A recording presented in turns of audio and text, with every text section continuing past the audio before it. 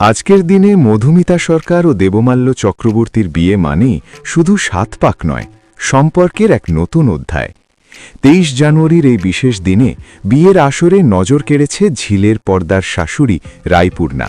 তার চোখে মুখে ছিল বৌমা পাওয়ার আনন্দ। বিয়ের ভোজ ছিল ঐতিহ্য আর আধুনিকতার মিশেল। ফিশ রোল দিয়ে শুরু, তারপর ভাত, ডাল, শুক্তো, মাছ মাংসের নানা পদ, চিকেন ভর্তা, দেরাদুন রাইস, মশালা কুলচা আর ৫ রকম ভাজা। মিষ্টিমুখে পায়েস, চাটনি, দই ও মিষ্টি। আইবুড়ো ভাতের মেনুও ছিল আলাদা আকর্ষণ, মাটির থালায় পরিবেশন, যা অতিথিদের মন ভরিয়ে দেয়। এই জমকালো আয়োজনের মাঝেই রায়পূর্ণা বৌমার হাতে তুলে দেন তার বিশেষ উপহার। মধুমিতার জন্যে তিনি এনেছেন একটি দামি ব্র্যান্ডের মেকআপ সেট। বিয়ের সাজে এই উপহার যেন আরও এক ধাপ আত্মবিশ্বাস আর ভালোবাসা যোগ করল।